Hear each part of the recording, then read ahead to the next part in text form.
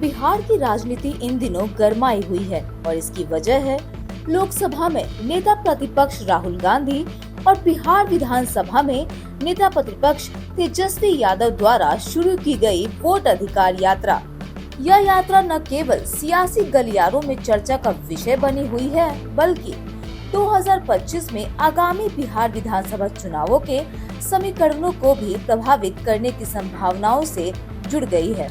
Vote अधिकार यात्रा का उद्देश्य है बिहार में चल रहे विशेष गहन मतदाता सूची पुनरीक्षण अभियान SIR का विरोध करना। कांग्रेस और आरजेडी का दावा है कि इस प्रक्रिया के जरिए 65 लाख से अधिक मतदाताओं के नाम मतदाता सूची से हटाए जा रहे हैं, जिनमें अधिकांश संख्या में गरीब, दलित, आदिवासी और अल्पसंख्यक समुदायों के लोग हैं। राहुल गांधी ने इसे लोकतंत्र पर हमला करार देते हुए कहा कि यह केवल मतदाता सूची से नाम हटाने की बात नहीं है, यह लोकतंत्र और संविधान की आत्मा पर हमला है। सासाराम से शुरू हुई यह यात्रा बिहार के लगभग 20 जिलों से होकर गुजरेगी और लगभग 1300 किलोमीटर की दूरी तय करेगी। यात्रा का समापन 1 सितंबर को पटना के ऐतिहासिक गांधी मैदान में एक बड़ी रैली के साथ होगा। यात्रा में कांग्रेस, आरजेडी, वामपंथी दलों समेत इंडिया गठबंधन के अन्य नेता भी भाग ले रहे हैं। भारतीय जनता पार्टी बीजेपी और सत्तारूढ़ NDA गठबंधन ने इस यात्रा को भ्रामक और नाटकीय बताया है। बीजेपी नेताओं का दावा है कि जिन नामों को सूची से हटाया गया है वे या तो मृतक थे या दोहराव वाले नाम थे। साथ ही उन्होंने यह भी कहा कि मतदाता 30 अगस्त तक नाम फिर से जुड़वाने के लिए आवेदन कर सकते हैं। साथ ही तेजस्वी यादव के खुद अपने भाई तेज प्रताप यादव ने भी यात्रा को लेकर नाराजगी जताते हुए कहा कि तेजस्वी को जय चंदों से बचना चाहिए। वहीं NDA नेताओं ने आरोप लगाया कि कांग्रेस लोगों को गुमराह कर रही है। जन सहभागिता और राजनीतिक संदेश की बात करें तो यात्रा के दौरान अब तक कई जिलों में जबरदस्त भीड़ देखने को मिली है। जगह जगह लोगों ने राहुल और तेजस्वी का फूलों से स्वागत किया और जनसभाओं में भारी उत्साह देखा गया है।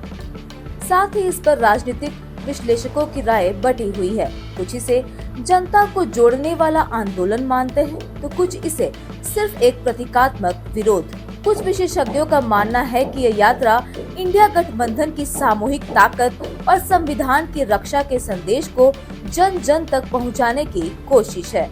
तो वहीं राजनीतिक विश्लेषक प्रशांत झा के अनुसार यह यात्रा महज सियासी स्टंट नहीं है, बल्कि यह एक भावनात्मक और वैचारिक अभियान है जो बिहार की राजनीतिक चेतना को झकझोरने का ताकत रखती है।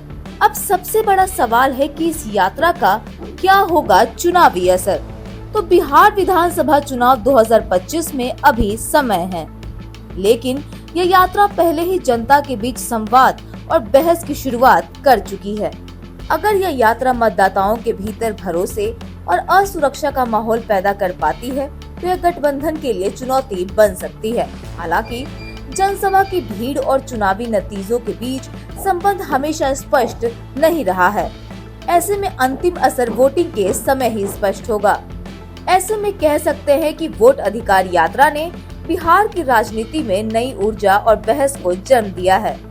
जहां एक ओर विपक्ष इसे लोकतंत्र की रक्षा का संघर्ष बता रहा है, वहीं सत्ता पक्ष इसे बेबुनियाद और भ्रामक करार दे रहा है। अंततः सवाल यह है, क्या यह वोट अधिकार यात्रा बिहार की चुनावी तस्वीर बदल पाएगी या ये सिर्फ सियासी शोर बनकर रह जाएगी? फैसला होगा 2025 के जनादेश में, लेकिन फिलहाल बिहार की सियासत इस यात्रा से जरूर करवट ले रही है। फिलहाल तो इस रिपोर्ट में इतना ही। बिहार की ऐसी लेटेस्ट खबरों से अपडेट रहने के लिए आप देखते रहिए सुदर्शन बिहार।